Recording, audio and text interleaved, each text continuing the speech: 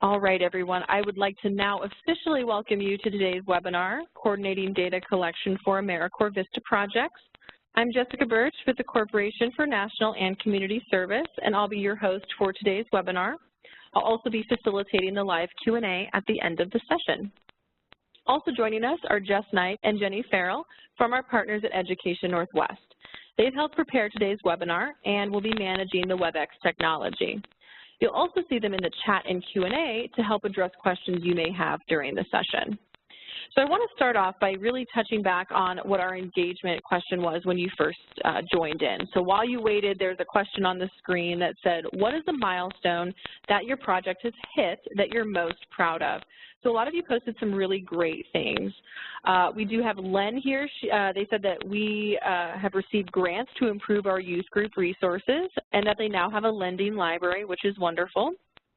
It looks like Kay Cross said that they were able to secure several new grants, one of which will be allocated specifically to covering the wages of a part-time employee and additional student publication. And that's adding another member to a team of 4 as a huge impact. So that's wonderful for both of those. We also have Christine here who said that they have 31 mentors working with students experiencing homelessness on academics and life skills. And a few other people here, they've secured dedicated partners and funding for low-cost internet service, a digital literacy, and free devices for residents. That's wonderful, Maggie. And then we have our last one here was from Janet. Janet said that they have 2 tech-savvy VISTAs that work very well together. They're finished with their research part of their project and are beginning to develop a job preparedness program for your community.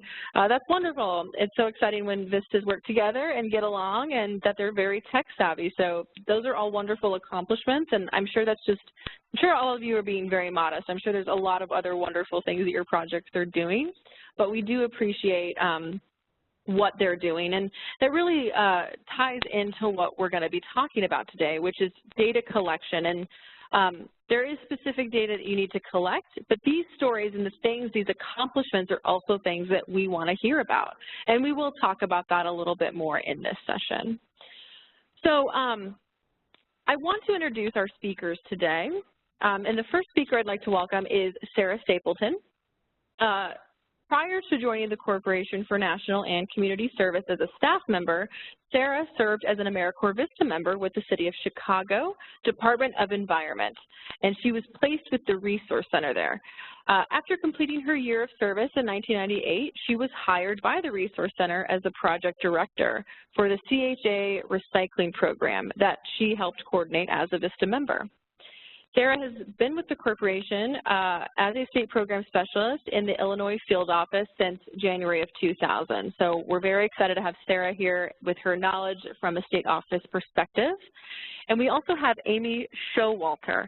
Amy is a program director with Steward's Individual Placement Program. Previously, she served as a program coordinator for Steward's Office of Surface Mining Reclamation and Enforcement and their VISTA team. And before that, as an AmeriCorps member with another program. She appreciates effective communication and administration, holistic approaches, and service, learning, and accurate reporting. So it's wonderful that we have Amy here. Amy manages a lot of VISTAs. She oversees a lot of sites, so we're excited to have her perspective as a fellow supervisor. So as we mentioned in the registration, this is a follow-up webinar to the one that we did last year around record keeping and reporting. So we just want to touch very quickly on just some refreshers of what that presentation covered, but hopefully you have viewed that in more detail. So in this webinar, we really went over the different roles of VISTA intermediaries, sub-site supervisors, and VISTA members. We also discussed the different reports that you as the intermediary or project director are responsible for submitting to the corporation. We went in depth about what each report, including the project progress report and the VISTA project report supplement, specifically require in those reports. And then we also discussed the performance measures and where to locate your performance measures. And we've, I think, asked you to do that as well for this one, to locate where those performance measures are. We also provided resources that you can access if you do have any questions about reporting. And if you haven't already reviewed the recording of this other webinar, we do recommend that you do. It's okay if you haven't already, but we recommend that you view that just to kind of get some more in-depth knowledge. And we are posting the link to that recording in the chat right now. So then what are we going to talk about in this webinar? It's talking about data collection. So by the end of this webinar, we hope that you'll be able to access sample data collection tools for reporting and performance measurement. And then we want you to be able to list the next steps for involving others in collecting data for your project once you have those tools in place. And last but definitely not least, we know that reporting can't be done in an hour-and-a-half session. We can't teach you everything you need to know here at this one time, and you're probably going to have questions as they arise throughout the project. So we want you to know where you can get support and assistance for reporting. So let's start off with a poll. We want to just kind of see where everyone's at. We want to know, how confident are you that you know what data needs to be collected for your reports? This is a safe space. We just want to know where you're at. We just want to know if you feel very confident, like, yes, I've got this. I know exactly what's expected. Maybe you're somewhat confident. Maybe you think you do, you know some of it, but maybe not all of it. So just take a quick second and do the poll on the right hand of your screen. Just let us know how confident you feel. I really hope I don't see many people with the E, but you never know. This is why we're here. We're all here to learn. So just have a few more seconds to go ahead and do that.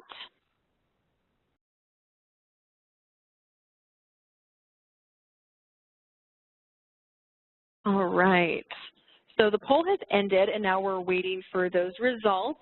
This always feels like it takes forever, but I know it's just a few seconds, but in webinar land, you never know. So, all right, so it sounds like most of you, based on the poll here, are somewhat confident. So that's great. So most of you are somewhat confident. There are some of you that are somewhat unconfident.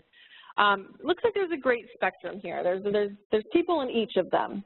So we want you to know that we're going to talk to you about how to collect data, and we're going to try to show you where those resources are to get more clarification on where you can understand what data needs to be collected. So I'm going to now turn it over to Sara. She's going to go over briefly performance measures, because that really is where you're going to go to find out what data needs to be collected. So, Sara, I'm going to turn it over to you. Thanks, Jessica. So again, on this slide, I'm going to take just a moment to give a short recap about performance measures. I know that with working with my grantees in the state of Illinois, that's where the highest level of anxiety is. So we just want to make sure everybody's familiar with the terms, so as we move through the rest of this webinar, everybody's on the same page. So in short, the data that you collect should be directly tied to the performance measures that you indicated in your application. So performance measures, it's the ongoing systematic process of tracking your project's measurable outcomes and outputs, outputs and outcomes. So exactly what are those? Those are sort of unique terms to the corporation or VISTA. So outputs are tangible, an output tabulates, calculates, or records the actual products or services delivered by a project. So outputs are the amount of services provided. They measure the completion of activities and document the fact that individuals received services, products were created, or programs were developed. So in terms of outcomes, outcomes reflect the changes or benefits that occur. So they reflect the changes in individuals, organizations, communities, or the environment. They may include changes in attitude, knowledge, behavior, or conditions. For example, changes within an organization may include enhanced system to better serve community members. So an outcome question, answer to the outcome question might be, what difference did our service make for our beneficiaries? Or how did the new system or product enhance the capacity of the organization to serve the community?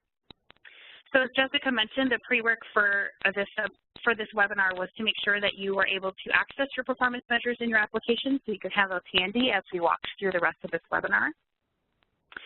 But in all, we want you to report your accomplishments in data for your selected performance measures with confidence.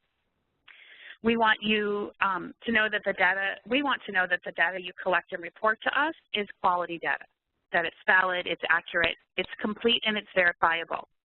To help ensure that you guys have the ability to report quality data to us, we felt that it was important to offer a webinar such as this. So I know Jenny's going to post a link about where you can get the additional, a link to where you can find the performance measures. And then again, as we go through the rest of the webinar, you'll be able to see what we're asking you to measure. We're talking about ways to collect that. So now that you kind of know, again, just to recap really quickly about what the performance measures are, we're going to talk about how you can go ahead and collect that. That's right, Sarah. So as we mentioned, in the session goals, there are two facets of data collection in that process. And many of you asked during registration for assistance on one or both of these. So the first facet of this is the data collection tools. So the different type of tools to get the data that's needed for the reports that need to be completed in eGrants. In this session, we're going to look at the tools that are available on nationalservice.gov as well as project-developed tools. Then, once you have the tools, you need to be able to utilize them, especially when you're coordinating with subsites and VISTA members. So we're going to discuss best practices for doing this. Once again, I'm going to turn it back over to Sarah. She wants to kind of talk about some reporting pitfalls that some projects fall into that we want to help mitigate before we even start talking about these two different facets. Sarah? Great. So yes, as you can see by the slide, we have a couple bullet points here that talk about our common reporting pitfalls. So the first one is talking about incorrect data. So example, you want to make sure that the data you're reflecting is actually data that occurred during that reporting period. So as you're completing reports, you want to take a look at the dates for each report. As you know, as program officers, when we renew or create your memorandum of agreement, we preload all of your progress reports for that reporting period. So it may seem simple, but again, we want to make sure that the totals and the data that you're reporting is truly for that reporting period. And sometimes the data reported that you report may not be cumulative. So again, based on your reporting period, your data points will either be a quarterly report, a semi-annual report, or an annual report. So for the annual report, you want to provide data points for the entire reporting period. So yes, even some of those data points that you previously reported under the quarterly or semi-annual, you're going to include those in that annual report. So any data that took place for that entire reporting period, you want to make sure is captured in that report.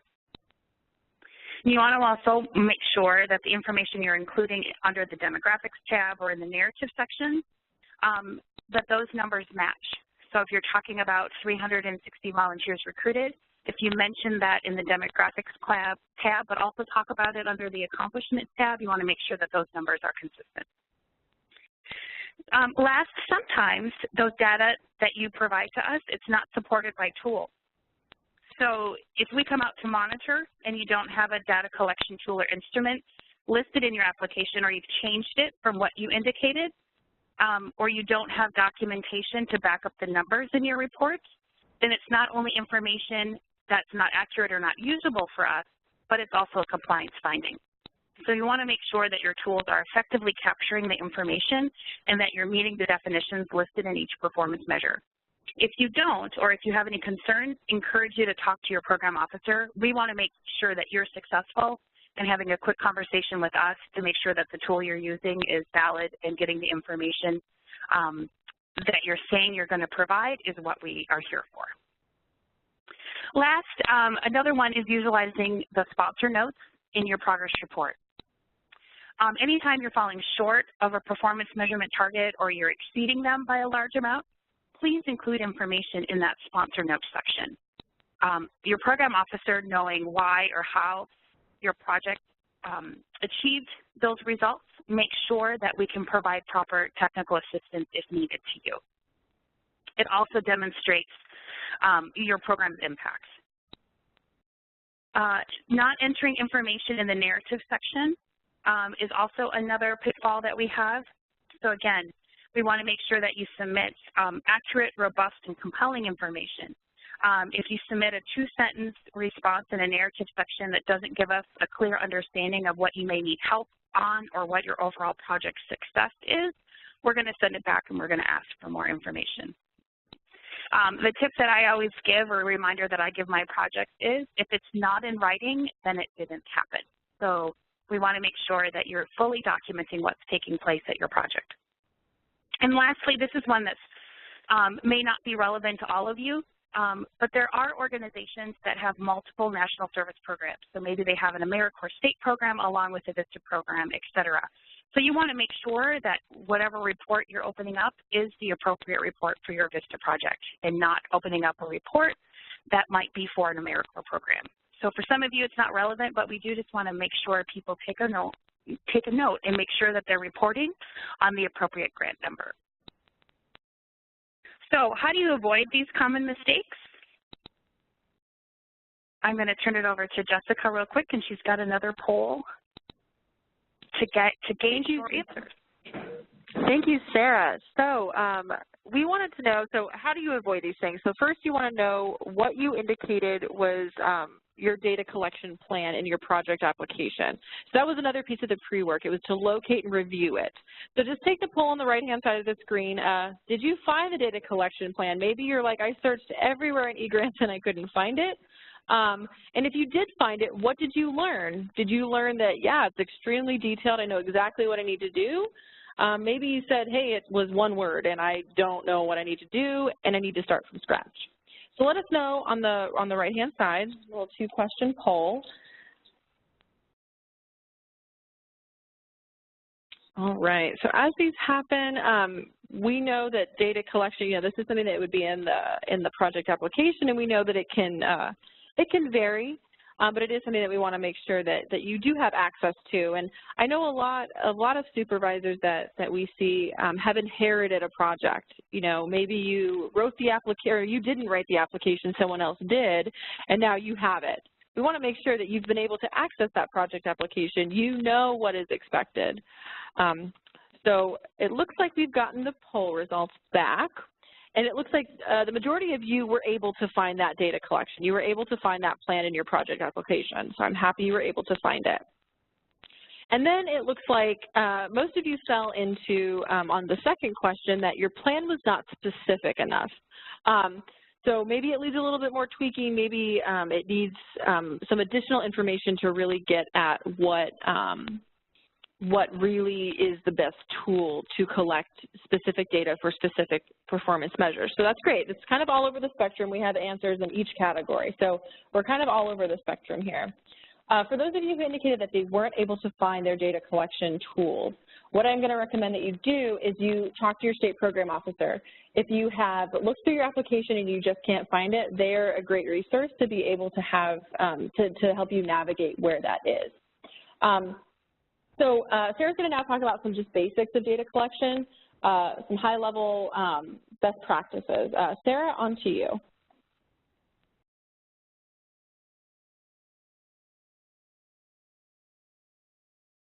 Oops, sorry, I had you on mute, my bad. So thanks, Jessica. As some people indicated, they were able to find it, which is great. So this might be a way just to double check that what you found is still accurate and important. And valid, and for some of you who were able to find it but it wasn't specific enough, this is a great way to initiate the conversation at your agency to talk about how are we going to collect our data. So you want to identify the appropriate method.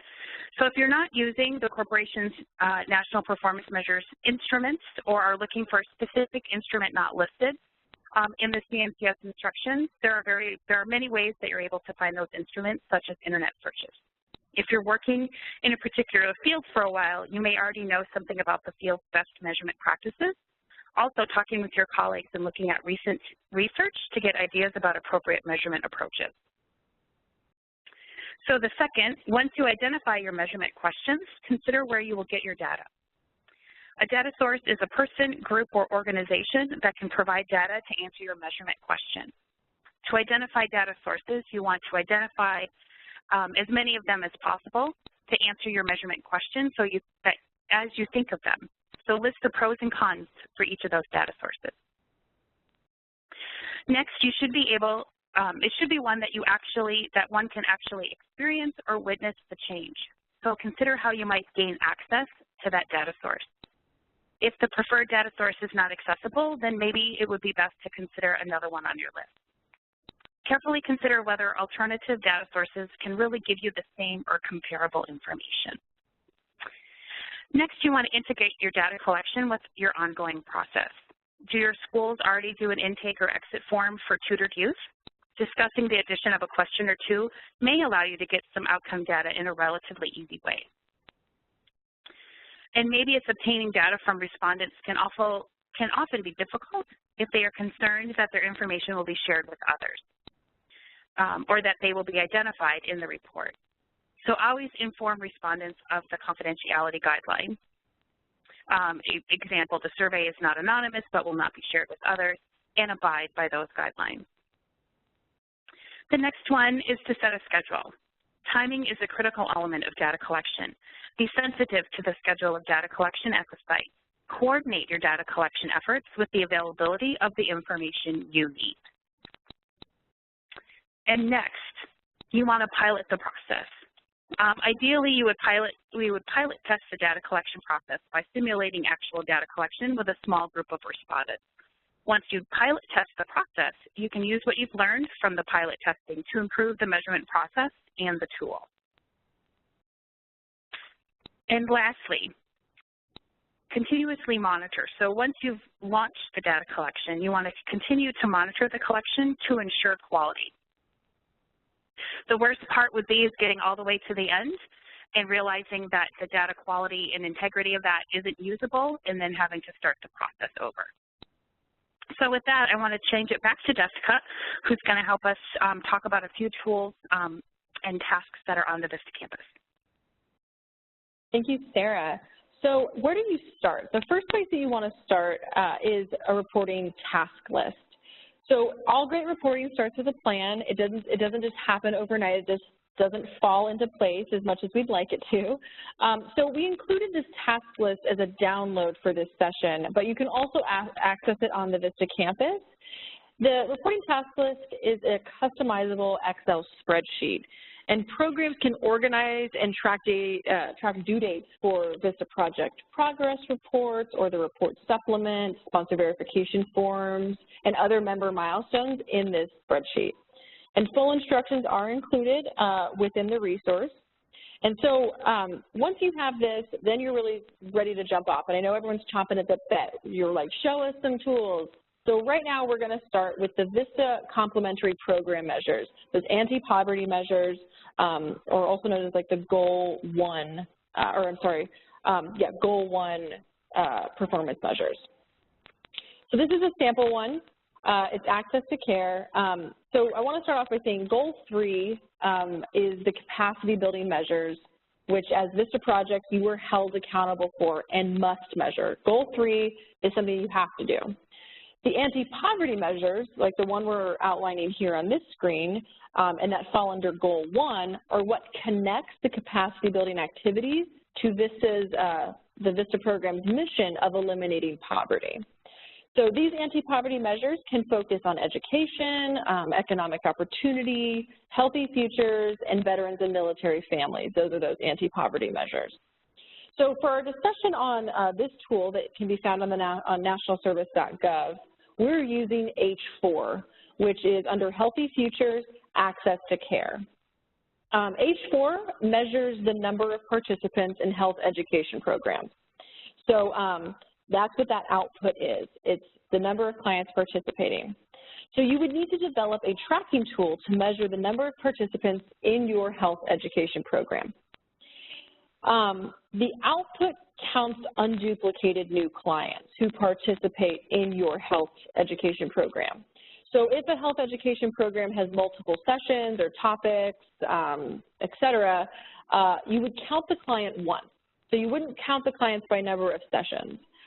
For example, if the health education program meets once a month for 1 year and has 12 participants who come, then you would only report 12, not 144, because that would be duplicated clients. So there are a few tools depending on what you're looking to measure under this output. And these can be found on nationalservice.gov. And the first tool is the Health Program Summary Sheet. This instrument should be used only if you have a program that offers services in a structured format with a finite number of units. So what does that mean? That's an example of that would be maybe you have a nutritional education program, and part of that program, it's like a series. We have a 10-part session of this education program. It's all in a series. You take, each class is different. It's part of a whole 10-week session or whatnot. This is where clients would not repeat the service, and this would be done after you collect data on an attendance log, which we'll show you here in a second. So this instrument and this tool really summarizes the events by transferring the total number of unduplicated clients from that attendance log and making it easier to aggregate the total number of individuals that participated in your health education program during a program year. So this would be a whole long series, unduplicated clients, kind of like the example I gave on the previous slide. This next tool is the Health Education Multiple Session Attendance Log. So that's pretty self-explanatory what it does, but it can be used to track the number of clients who participate in a series of sessions or events, like classes or something like that. This log collects output data on the level of participation of individuals. So, you know, how many times did so-and-so come? Like this person went to 25 sessions over the course of a year. So this one would be, you would be counting the number of sessions attended by a specific person rather than just counting unduplicated clients. These are just two of the many sample tools available on nationalservice.gov that can assist you in tracking your data for the anti-poverty measures. The great thing about the anti-poverty measures is that on nationalservice.gov, nearly all of them have sample tools that you can use. So if you have not visited nationalservice.gov, the performance measures section, I highly suggest that you do that because there's already tools developed like this one. So instead of having to try and reinvent the wheel, it's kind of already done here for you. So what about those goal 3, those ones that you have to report on, those biggies? I'm going to turn it over to Sara. She's going to show us a great tool by a project that currently has VISTA members in Ohio. So Sara, let's talk about goal 3. Great. Thank you so much, Jessica. So the tool that I'm going to show you here was developed by the Ohio Association of Food Banks, and they're a statewide project. And give me one second as I pull it up. They're a statewide project, and so they not only have the challenge of having a large number of members, but they're also geographically across the state. So this tool helps them collect and track the performance measure data that they indicated in their application. So again, as Jessica mentioned, the VISTA performance measures, the goal 3 of the capacity building, are the capacity building activities performed by your VISTA members. So I'm going to show you the cover sheet here, and I know it's kind of small, so I'm going to zoom in real quick so you can kind of see. And let me know, Jessica, if that's not big enough for folks to see. Yeah, maybe one little bit more. One more click? Okay. Yeah, one more thing there. Yep, I think that's great right there. Okay, perfect. So again, you can have the various site names and all of the contact information. So you have a way of being able to track and make sure all your sites are reporting, but also more importantly, a way to show your program officer at the corporation that yes, I do have data for all of my sites as I indicated. And again, it's this is the cover sheet. So then you've got all of the activities. These might look familiar to folks about the number of volunteers recruited and managed, the dollar amounts, et cetera. And then the last are the totals. And again, all of this is going to be filled out through putting data in the remaining tabs that I'm going to run you through here really quick.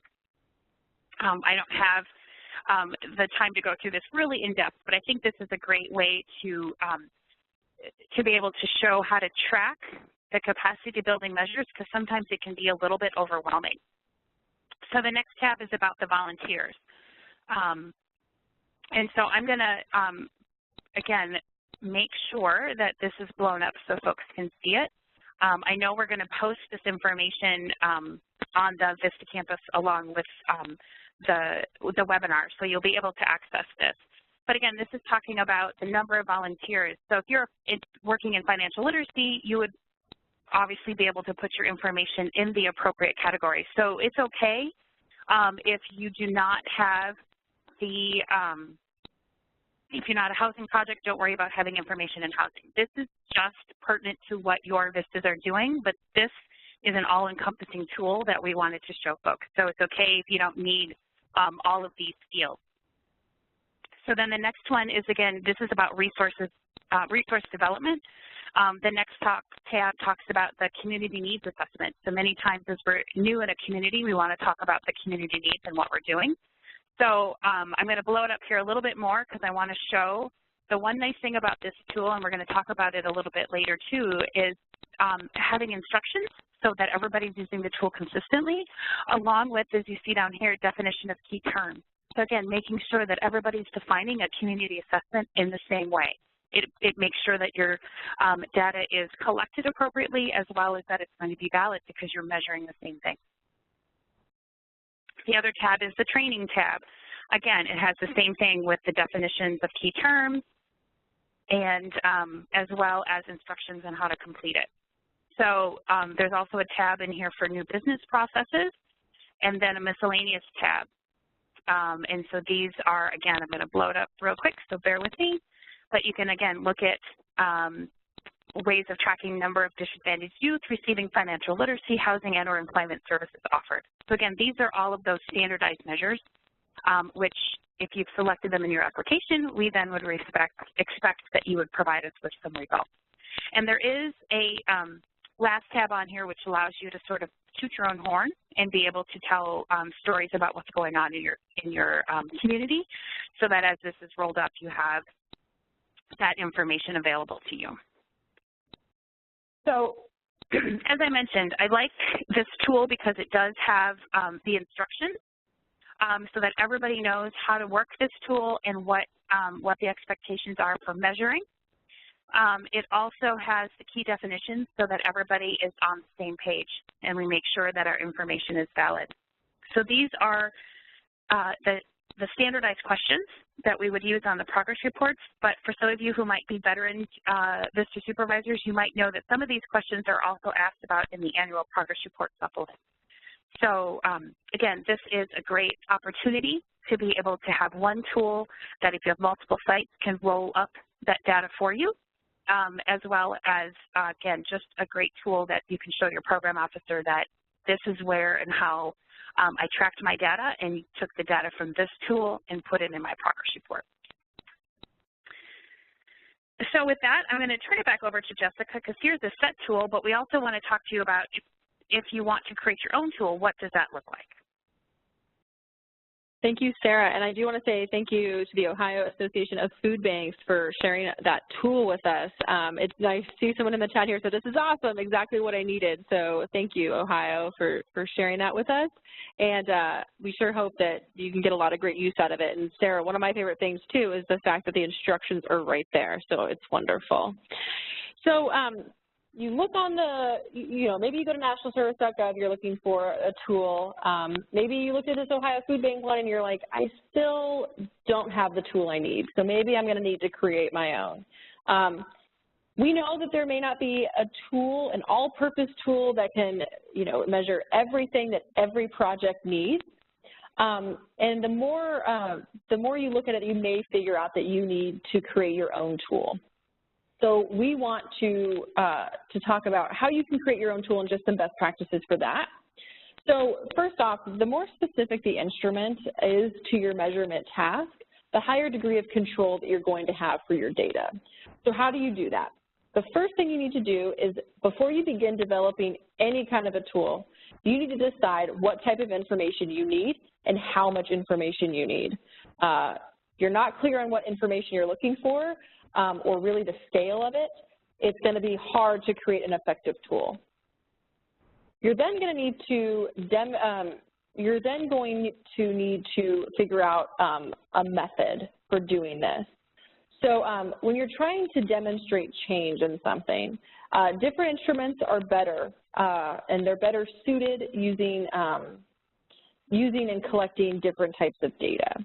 So you want to select the type of instrument that gathers the most direct information about your program's impact without imposing unreasonable burden on your staff or your participants. So as Sara mentioned earlier in the data collection basics, you don't want this to be an undue burden for people. You don't want to make it so that no one ever wants to do the data collection and then you never get the data. So the third thing is you need to know what type of questions that you need to ask. And you need to know what type of responses you're going to be looking for. And there are a few, depending on what kind of data you're trying to collect, that will be more useful to you. So there are two types of questions we're highlighting here. First are selection questions. So this is what it sounds like. There's a limited range of responses from which respondents can choose. Like our polls that we do, there's a limited number of things that you can choose from, and it limits the choices of the respondents, allowing you to have some control over the answers you get. But some of you also may need supply questions, and what we mean by supply questions are that they don't provide answer categories, but rather they allow the person to kind of write in their own answer.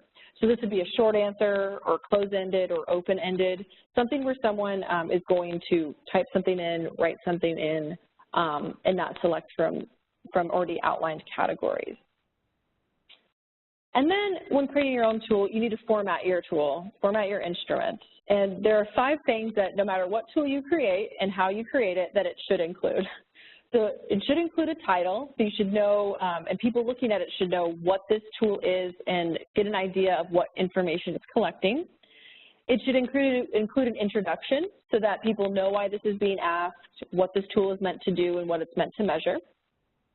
Directions, because we want to be able to make sure that that tool is utilized in the way that it's supposed to be and that it's collecting that quality data, that data that can be backed up, as Sara mentioned earlier. You need to have the questions. You need to have those things that you're asking so that you can get that data. And you're also going to want to have demographics in there as well. And last but not least, you're going to want to test this tool. So especially something that you're creating from scratch, you are going to want to test it. More in-depth guidance about how to develop a tool and recommendations on how to create it can be found on nationalservice.gov, and Jenny has posted that in the chat right now. So it's a great instruction that kind of lays out just basic step-by-step process on how you can create your own tool. So we want to hear from you now. We want to know what maybe tools have you developed? What things have you done that maybe have made data collection easier? Maybe you try to create a tool, but maybe you fell into one of those, I didn't include the instructions so people didn't know how to fill it out. Let us know what types of tools you've created. And if you haven't created any yet, that's totally fine. But we just want to see if anybody here has anything that they can share with their fellow supervisors and let them know what kind of tools there are. So I'm looking here. I know it's, trying to think of these tools and explain them in here. Let's take a look here. Looks like there are some questions about has anybody created tools related to resilience work.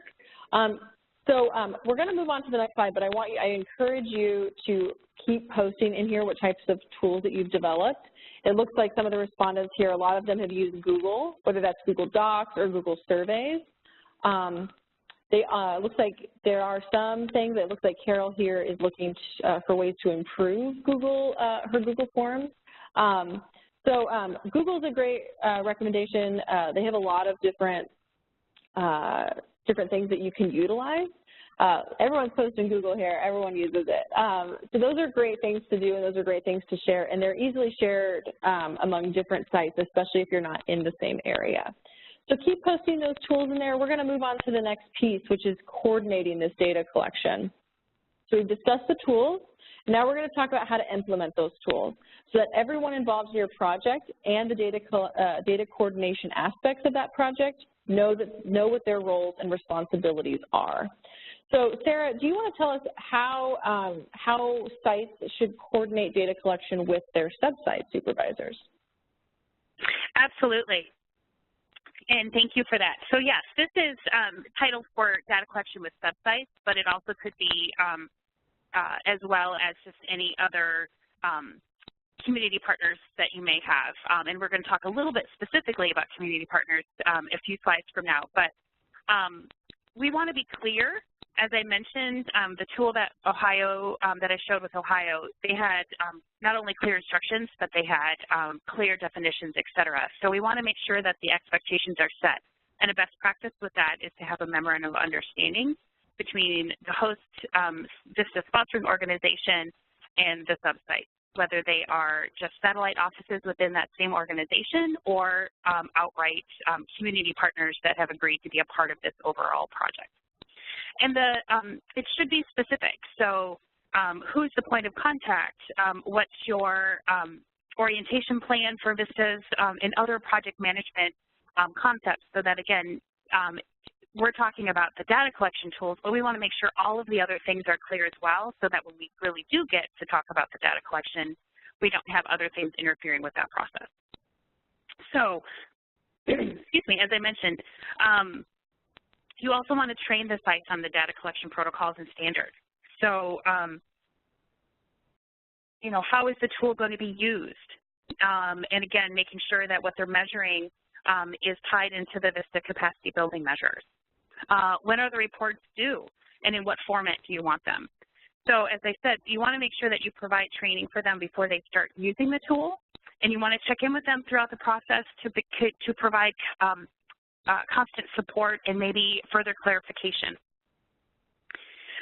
To allow for faster and easier reporting, one of our recommendations is to consider using an online data tool. As Jessica just did a quick little survey, a lot of you do that. You use Google or you use other sort of electronic formats, which is outstanding. Very time efficient and again, another way to be able to store that data so that you never have to worry about losing the paper or losing the reports. You have it all electronic. So with that, again, we want to make sure that we set our expectations clear and upfront so that everybody knows what's expected on both sides of the table. We want to continue to provide training both throughout the process and even at the end, have a chance for reflection and evaluation, and then considering if there is a way to do that online, which would increase our efficiencies. So with that, I want to turn it over to our other guest speaker, and have Amy talk to us from her side of being a VISTA supervisor and how she works with her site to collect her data and some of her best practices.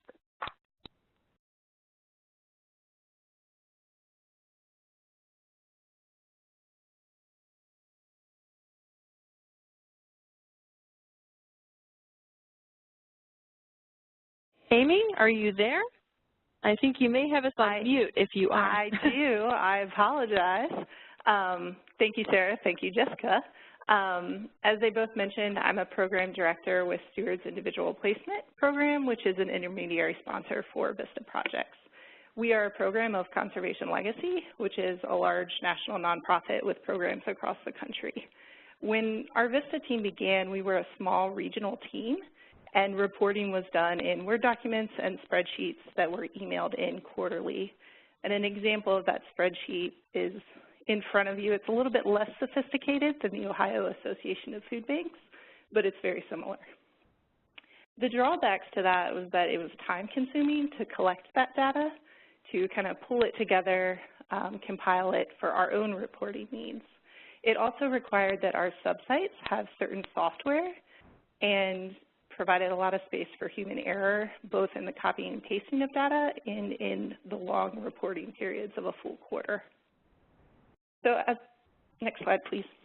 As our team grew, the drawbacks to our early reporting methods were highlighted, and we've slowly begun to transition to different systems that look more automated.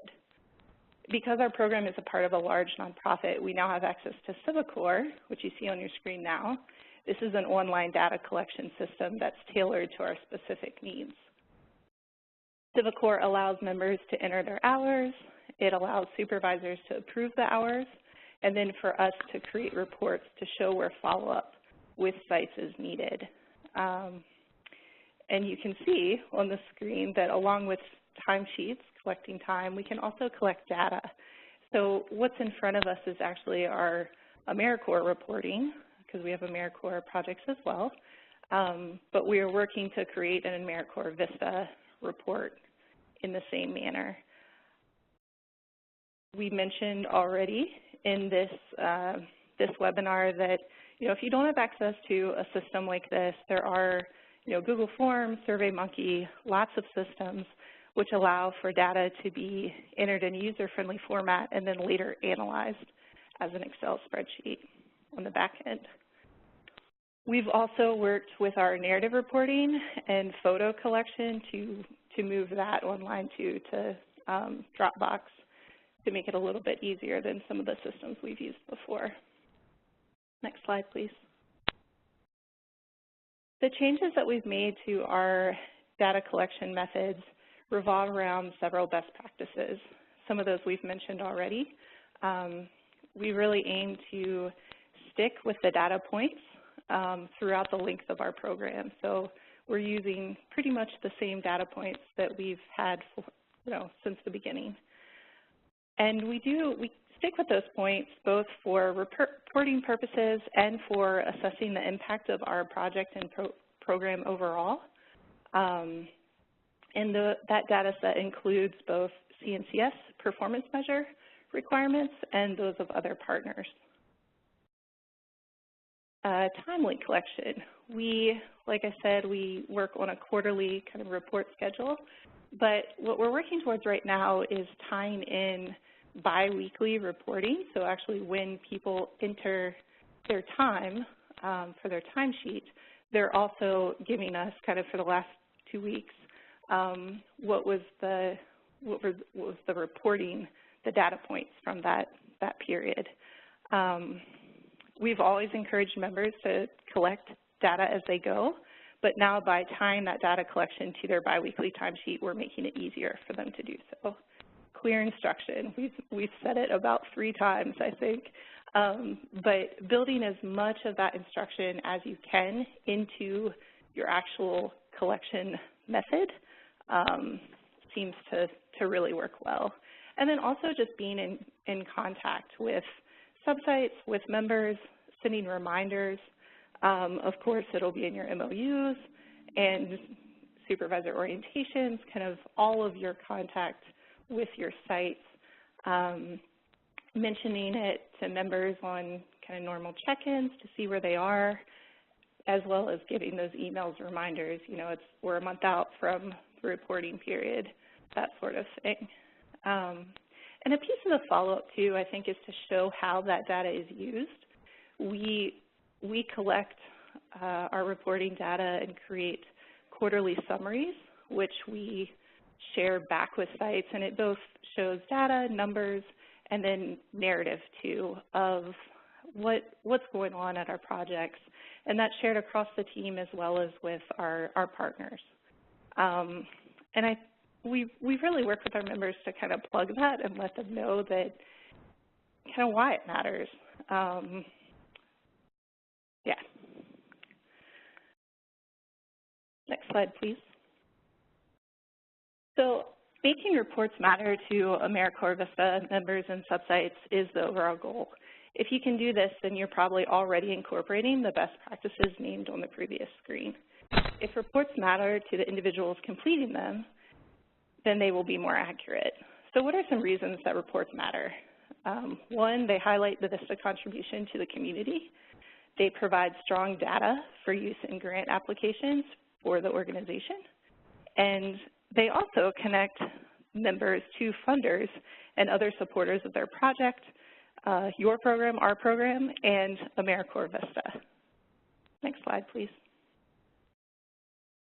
So this is a picture of Sally Jewell and some of our AmeriCorps members. Sally Jewell served as the Secretary of the Interior, and her support of our program was a building block toward a partnership between the Department of the Interior and the Corporation for National Community Service to expand educational programming and community engagement in AmeriCorps VISTA projects across the country.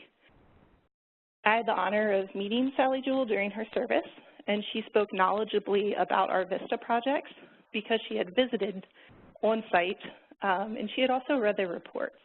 Reports build program capacity because they tell a story that others want to support. I'm going to turn it back over to Sara. Great, thanks, Amy. So as I mentioned in my previous slide when we were talking about subsites, it's also important sometimes you don't have necessarily a subsite of your organization, but you have community partners. And those community partners are critical in collecting the data needed to showcase the impact of your VISTA project. So these are some tips, and they're very similar to the subsites. But again, as Amy was talking about, whatever you set up as your criteria and as your tool, you want to be consistent across the board. So that communication needs to be upfront. You want to get buy-in from your community partner. You want to talk about, as she said, why is it important? Why are we doing it? And then also being able to ask them, if they're collecting data, why are they doing it? So being able to take a moment and discuss with each of them where your similarities are, as well as what's unique to both of you. So asking if they're willing to share the results. So as Jessica mentioned, we don't want to overburden our partners or our participants or clients with surveys and evaluations. So if we can work together to get the results, that's best. And so partnerships increase our likelihood of not only getting more data, but also increasing the quality of the data. So again, if we can figure out where we're the same and where we're unique, we can maybe, as we mentioned, talk to them about adding a question or two to what their data collection efforts already are. Or maybe it's a way to have a conversation to where we develop a new strategy together to be able to get the quality data. Maybe we have access to one of the data demographics that they're looking to provide information on. We can bring that to the table. They can bring another component to the table. So best practice is to have all of those conversations up front so that it can be consistent out the gate, but more importantly, figuring out where we can combine our efforts so that we don't become a burden to ourselves, to our community partners, as well as our participants and clients. So with that, I'm going to turn it over to Jessica, and she's going to talk about as well how we can coordinate the data collection with our members.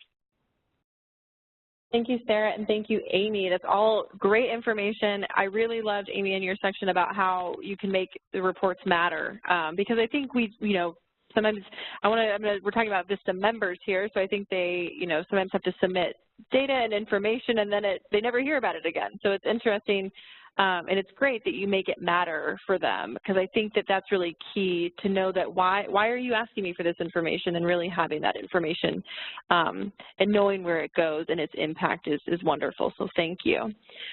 So speaking of members, in addition to coordinating with community partners and subsites, it's important to engage members in this. But I want to make it clear that VISTA members are not responsible for reporting. It's not their job. It should not be an e-grant filling out your reports and submitting them for you. They can help collect the data that is required in the reports, but they should not be responsible for that reporting. When a new VISTA member starts, you will want to make sure that they're trained on how to use the tools that have been implemented.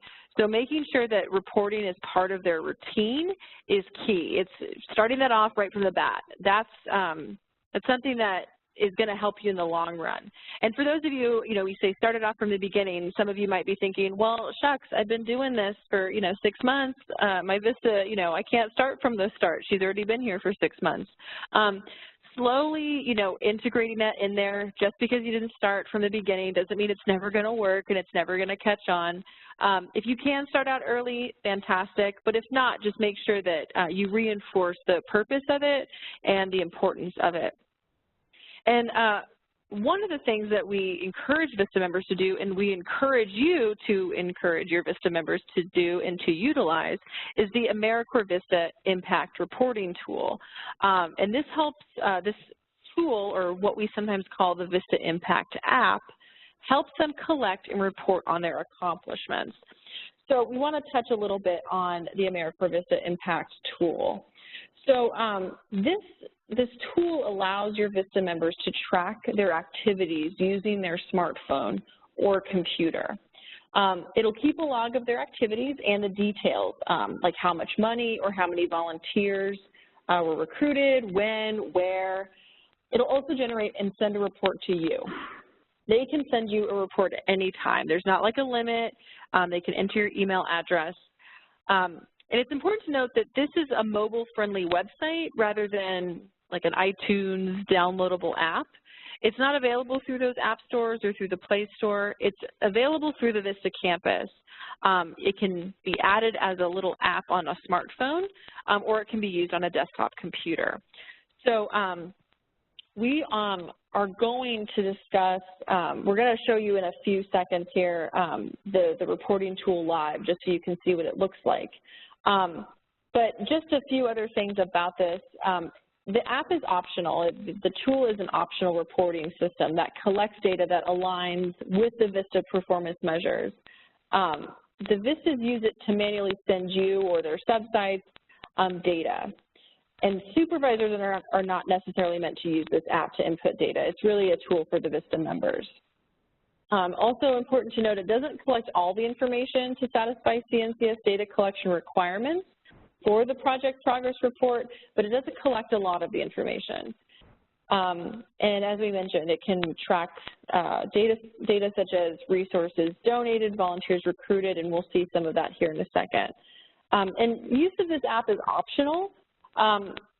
We want VISTA members to use it. It's user-friendly, it's mobile-friendly. It really allows them to track on the go, because I know for myself, I served as a VISTA member, and I remember I would get information from my supervisor that said, hey, you know, the project needs your data tomorrow.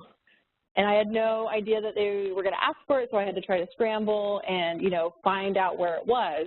But if I had this app, if I had the opportunity, if I knew that this was available, that I could track it on the go and I could continuously update it as things happened.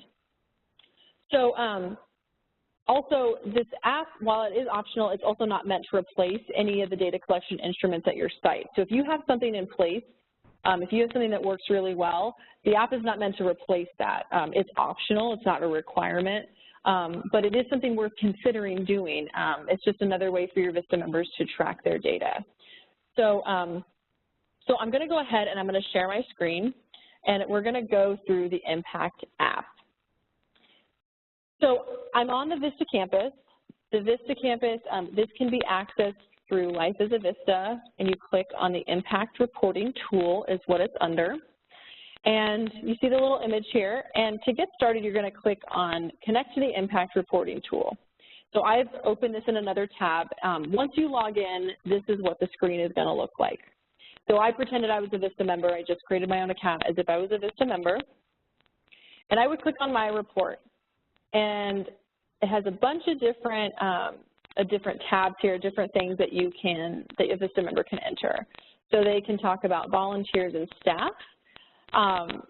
For this one, under volunteers and staff, you can track recruitment. So how many volunteers did they recruit? How many trainings did they offer? And the great thing about this is if I do track recruitment, you can see I added a fake one here, but I can add items here, and there is a note at the top that says, you know, volunteers can only be counted once. If they've already been recruited, you only count them as one. So it kind of gives your VISTA members some parameters on how to make sure that the data that they're collecting is not duplicated if it shouldn't be duplicated. So your VISTA members can add something. They can say, hey, I recruited 10 volunteers, and I did it on 6/22/2017. And notes. So the great thing about this is I recruited for the VISTA event. And so they can press done, and it's there. It's always there. And it just keeps a running tally. Other things that it can track, as you can see, veterans and military families served. It can also track information about additional activities. So if there's great things that they've done that maybe just don't fall into one of those categories, they can add it here. They can, you know, make a category title. They can indicate what exactly happened, which is great. And then they talk about their site, and it tells them exactly what this is supposed to do. It tracks their involvement as a VISTA in the areas described. So we definitely recommend having them check this out. Another great piece of this website is the glossary. So the glossary here, it really gives them definitions of what this means.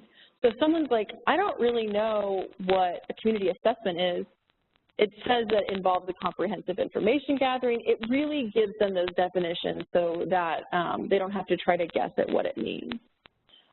So we wanted to just kind of show you what this looks like. And as I said, when you click on My Report, they can send it. So they can send it to themselves or they can send it to you. And they can type your address in, your email address, and you'll get it. So that's another great feature of this.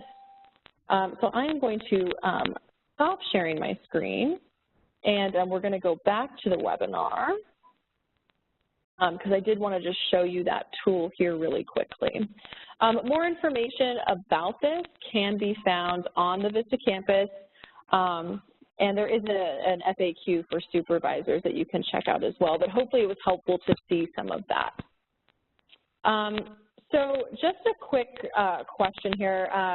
How many of your projects have been using the Impact app? Have anybody been using it? Do you know if any of your VISTAs use it and how it's worked out for you? Definitely if you have any suggestions or if you have, yeah, my VISTA uses it all the time, or no, I didn't know about it, but I'm excited to use it, kind of like Joyvin here said. That's great. Indicate that in the chat because we like to know who's using it and see if it works out for you. So we're going to, as you can post in the chat, you can keep posting. We want to move on to the next piece, which is cleaning and compiling data. So Sarah, can you go over how to clean and compile data? So they've gotten it all, they've used the tools, they now have all this data. What on earth do they do with it? Sure, absolutely. And this is, I think, where maybe folks kind of struggle. So one of the best tips for cleaning and compiling your data is to set yourself and your subsites up for success from the beginning. I think, as Amy mentioned, it's sort of a clear message we're sending forth today. So ensuring that the instructions are clear in the tool that you are using and that your subsites are trained sufficiently on the tools will save you a lot of time when it comes to compiling data. Make sure that any unduplicated number make sure that if any unduplicated number is required, that you specify that so it can be tracked accordingly. Again, I think Jessica was mentioning when she was a VISTA, you know, she'd forget when the reports are due and then would be scrambling to try and find the right data. So we want to make sure that, again, all of this information is clearly put up front. Also, make sure to follow up on data that may seem unclear or kind of out of this world. We know that there are stellar VISTA members out there and wonderful projects who can move mountains, but if you come across data that seems a little too good to be true, please take a moment to follow up with the site to verify that the information is correct and that they can back up that data. Because if you're going to question it, more than likely the person sitting in my seat at the corporation office is probably going to question it as well. And then also, which leads us to another important element when cleaning and compiling the data, is to make sure that you are only reporting on and giving data around the items that you were asked to report on in the performance measures section. We know that your projects and members have a lot that they do that is worth sharing, but save that information for the narrative section. So reporting on items that are not asked in a specific performance measure is something that we will hold you to and can be an audit finding. So again, we want to make sure that what you're reporting is clear and that and that you're reporting on it in the appropriate manner in the appropriate spot. So we do want you to tell us about the great things that your members are doing, but sometimes that may be more appropriate in the narrative section versus in the performance measurement section. But so again, you want to make sure that if you're needing unduplicated numbers, that's clear and that the tool that you're using does provide a way to track the unduplicated number, and that you want to follow up with any number that seems a little wonky. And that sometimes some of the great information can be put in the narrative section, or if it needs to be explained, as I mentioned earlier, that's where the sponsor notes can be very helpful. It helps let the program officer know why the data is looking the way it is, so that, again, there's not that need for them to send it back or to question you. You've explained it up front. So next, we kind of, as we mentioned, we're here to support you. We want you to be successful, and sometimes you might need to know where to go to get some extra support for filling out the progress reports. So you may not always have the answer, but there are 3 places where you can go to find them.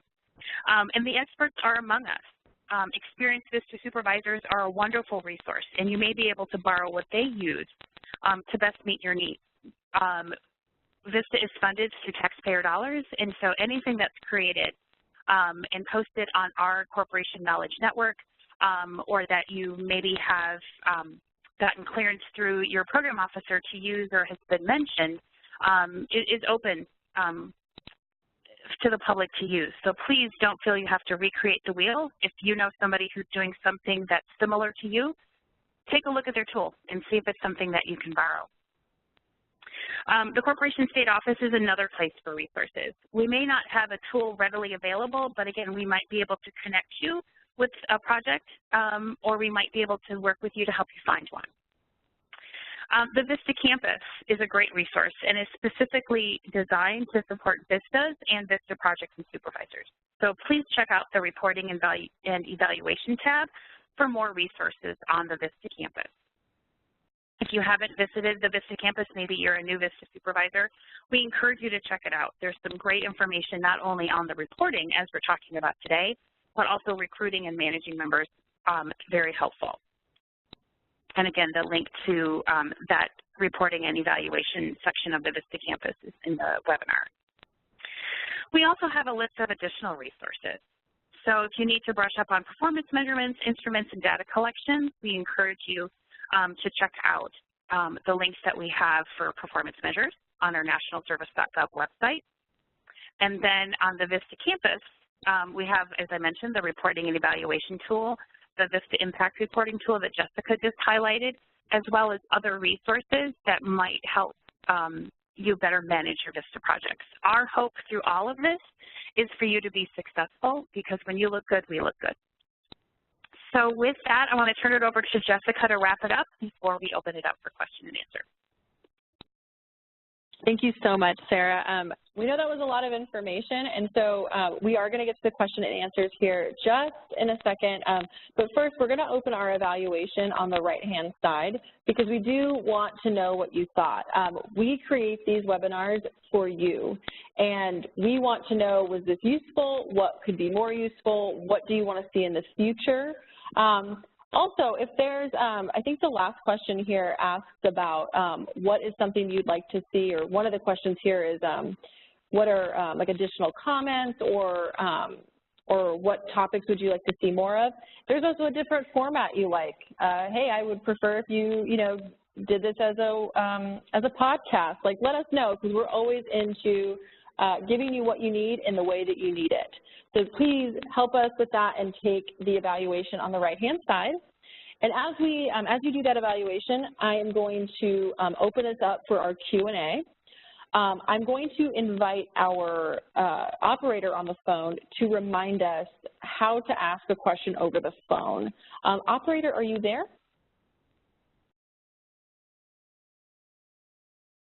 I am. Great. Can you remind the audience how to ask a question over the phone? Absolutely. If you'd like to ask a question, please unmute your line, press *1, record your first and last name when prompted. If you need to withdraw, you may press *2. Once again, in order to ask, please press *1. Give us a few moments, please. Thank you so much. So as we wait for questions to come in over the phone, I do want to encourage you, if you have questions, to ask them in the Q&A panel. We definitely want to make sure that you get your questions answered about data collection. And we do have some questions already in the Q&A, so we're going to go ahead and get started. So the first question comes from Kay, and this one I'm going to give to you, Sarah. So the question is, who gives individual sites their memoranda of agreement? she said that her organization, or their organization, I should say, coordinates with an out-of-state cohort, and I am taking point on VISTA recruitment, hiring, reporting as we navigate an executive director transition. So who exactly would be responsible for those memorandums of agreement? A great question. I think I'm gonna answer the question, but if I've got the wrong lens on it, let me know. But the VISTA, the official informal VISTA sponsoring organization, so whoever has the official memorandum of agreement between the corporation for national and community service, VISTA, as well as then the nonprofit that has the VISTA sponsorship, is the first layer. So they have the official memorandum of agreement. And that sponsoring organization would then have the responsibility for developing that memorandum of understanding with all of its sub-sites. So that's the lens I'm taking first. So if you're the official sponsoring organization, you signed the memorandum of agreement with the corporation VISTA office, then you're responsible for developing those memorandums of understandings for the sub-site. If you're a sub-site, but then you also have some community partners or sites that you're working with, then it would be your responsibility to develop those memorandums of understanding with those sub-sites in collaboration with the intermediary VISTA sponsor. We want to make sure that everybody is on the same page. So maybe it's just using the one that you've signed with the intermediary sponsor and tweaking it to suit your needs with their clearance. But it should be developed by you or by the intermediary sponsor.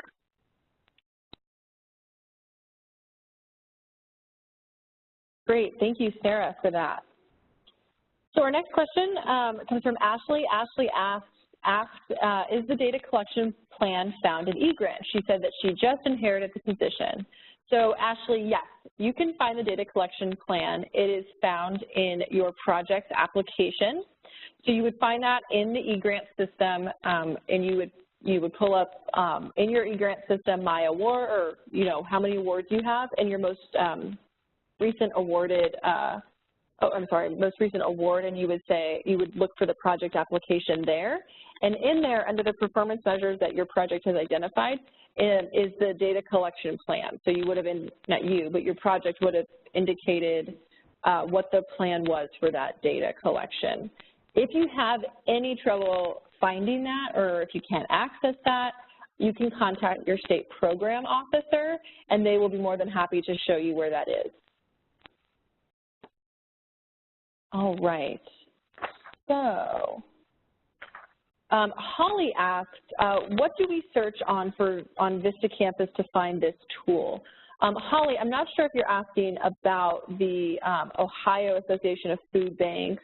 If it's that tool, it will be posted with the recording of this webinar. So you'll be able to find it there, and you'll get an email notification letting you know when those files are posted. Let's take a look here. I am going to go to the phone quickly to see if anybody has called in over the phone to ask a question. Operator, is anyone on the phone? We don't have any questions on the phone lines at this time. Great. So a question came up here from Mariah. She asks, in regards to choosing a type of method, do you have any examples of different methods? And asked, do you mean things like Excel? So what we mean by methods, and I think you were speaking about it when I was talking about creating your own tool. So when I was talking about creating your own tool, when I said choose a type of method of collecting, it's really how you're going to collect that information. So is it going to be a survey that you're going to ask participants to fill out? Or is it a like a pre-assessment and then a post-assessment? Are you looking to measure, their knowledge going in and then the knowledge after they've received services? That's what we mean by method. We're looking about what tool and how are you gathering that data. So that's really what we're speaking about. And in the resource list that we've sent you all and that will be posted with this webinar, there is a link to a resource that talks about all different types of methods that people use. what the benefits are of that specific method and when they should be used, and then what those drawbacks are. So it's a great document to look at to really figure out what kind of tool you should use when trying to figure out what data you're looking to collect. Let's take a look here. I apologize, I'm trying to make sure. A few questions have come in. Thank you for these questions about the VISTA Impact app. So the questions that we've been receiving are, what format does the VISTA Impact app, in what format is it able to export? So the Impact app, so when your VISTA member would send you a report, they click send, they send it to your supervisor. It comes in an email, it sends an email to you, and it's sent, I don't want to call it a PDF, but it's sent in uneditable text is the best way I can explain it. You know, after, you know, setting up this webinar and setting up the VISTA Impact app, looking at that, one of the things that I'm going to propose to do is have different formats that it can be exported to, because I think Excel would be a great way to have it exported. So right now it's just like an ineditable text. It shows obviously what the data is for, but it's not something that is in an Excel spreadsheet or something like that. I hope that's helpful. I apologize if I'm not using the actual technical term of what format that is. Once again, I'm going to go to the phone.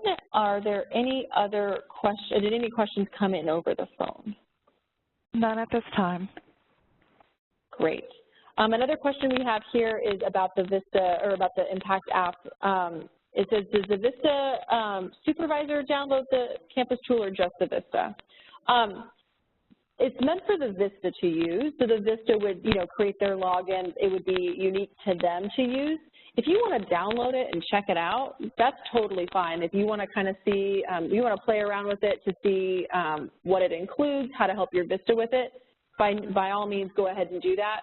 But it's definitely meant for the VISTA to input that data and send to you. We have another question here, and Sarah, I'm going to lob this one right back to you as well. Robin here asks, because we started our VISTA program in mid-May, our reporting date ranges are often random. For example, May 26th to May 26th of 2016 to May 25th of 2017. How have other sites gathered data with these random ranges, with most organizations collect/report data monthly or quarterly? So, how have you recommended to projects, or what would you suggest to a project that says, hey, these dates kind of seem random. How should I be measuring in this period of performance that you've identified for me? Sure, that's a great question. And actually, if you pulled any VISTA project across the country, they're going to have different reporting dates. Just again, that's based on their memorandum of agreement dates. So this is, again, where it's important to have that conversation up front with your community partners or with your subsites so that everybody understands what those kind of what appear to be random reporting periods and why they're there. They correspond with your memorandum of agreement. But that doesn't mean that if you want, you know, you can collect them quarterly. You know, traditionally, when VISTA was more of a paper copy-driven organization before technology has gotten to where it was, we used to have quarterly reports, and they were done, you know, due January, April, July, October. It was just that kind of consistency. So as part of your evaluation and not reporting, evaluation strategy, you want to understand that there may be, you may have some odd reporting dates. So working in that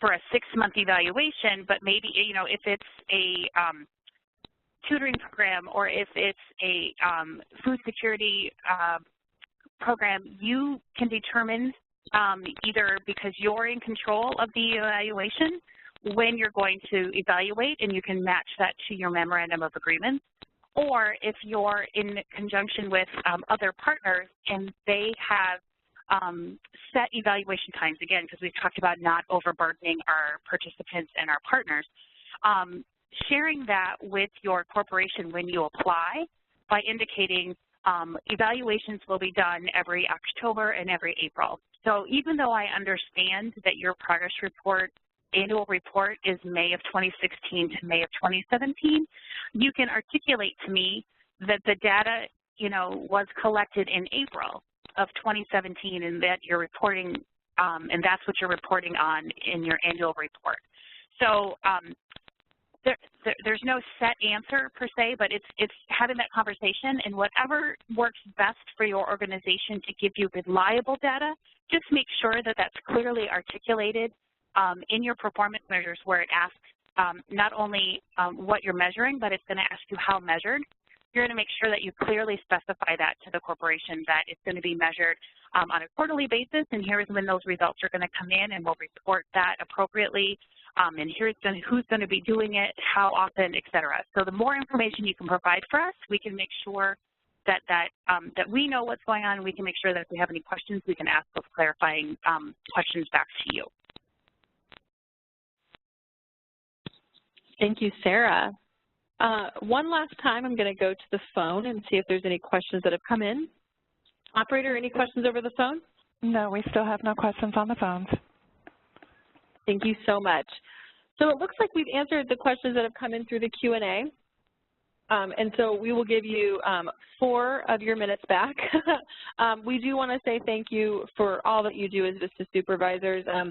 We know that reporting is just one piece of what you do every day, and we thank you for doing that, for helping, you know, show the impact of AmeriCorps VISTAs in your community, and for supervising them and being really an integral part to a successful VISTA program. So thank you so much.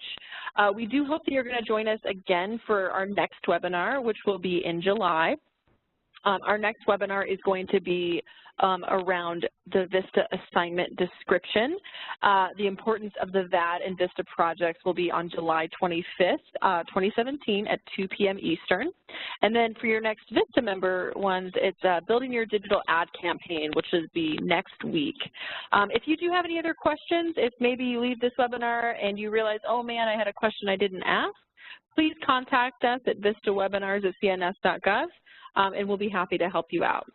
Once again, thank you for joining us, and we look forward to seeing you again.